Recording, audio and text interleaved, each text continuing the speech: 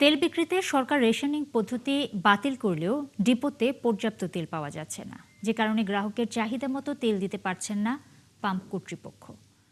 অনেক এলাকায় সাময়িকভাবে বন্ধ রয়েছে পাম্প। দীর্ঘ সময় লাইনে দাঁড়িয়ে তেল নিতে ভোগান্তির মুখে চালকরা। এদিকে রাজশাহীতে সরবরাহ নিশ্চিত করা না হলে কাল থেকে তেল তোলা বন্ধ করার হুঁশিয়ারি দিয়েছে জেলার পেট্রোল পাম্প মালিক সমিতি। সহকর্মীদের তথ্য ও ছবিতে প্রতিবেদন।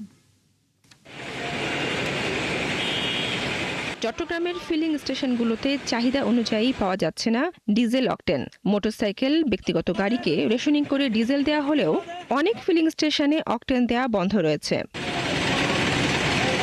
ফিলিং স্টেশনের ম্যানেজাররা জানান, সরকারি তেল সরবরাহ প্রতিষ্ঠান পদ্মা, মেঘনা, যমুনা থেকে পর্যাপ্ত জ্বালানি সরবরাহ করা হচ্ছে না, যে কারণে চাইলেও গ্রাহকদের চাহিদা মতো জ্বালানি দেওয়া যাচ্ছে না। 13.5 অক্টেনের কথা বলছি, 4.5 ডিজেলের কথা বলছি।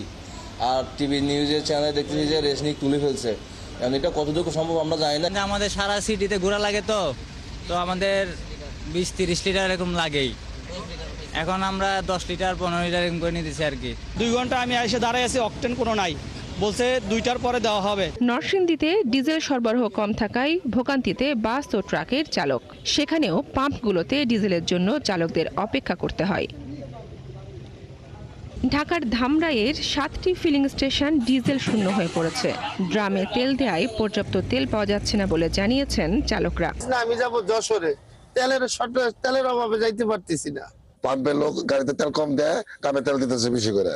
ঈদের বাজার গণপরিবহনে যদি তেল না দেয়, এই সাধারণ পাবলিক কিভাবে দেশে যাবে? 2 দিন ধরে বইছি তেলের জন্য, তেল পাইনে, তেল যা তেল দেয় টিপ মারা যায় না।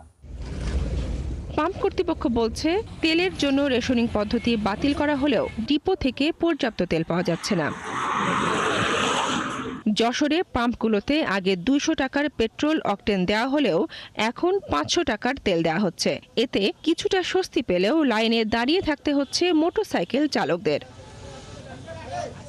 এদিকে রাজশাহীতে 75% তেল সরবরাহের কথা থাকলেও সেটি সরবরাহ করা হচ্ছে না বলে জানিয়েছে পাম্প সংশ্লিষ্টরা। তাই সরবরাহ স্বাভাবিক না হলে সোমবার থেকে জেলার 50টি পাম্প এবং 10টি এজেন্সি ডিপো বন্ধ রাখা হবে। আমাদের চাহিদা অনুযায়ী সরবরাহ যদি না দেয় ডিপো থেকে, সেক্ষেত্রে আগামীকাল থেকে আমাদের ডিপো থেকে তেল উত্তোলন বন্ধ রাখার সিদ্ধান্ত হয়েছে। এটা পেট্রোল মালিকের আল্লাহরা যে ধর্মঘটটা ডাকছে, এর জন্য আমাদের জনসাধারণের অত্যন্ত দুর্ভোগ এবং কষ্ট হয়ে যাবে।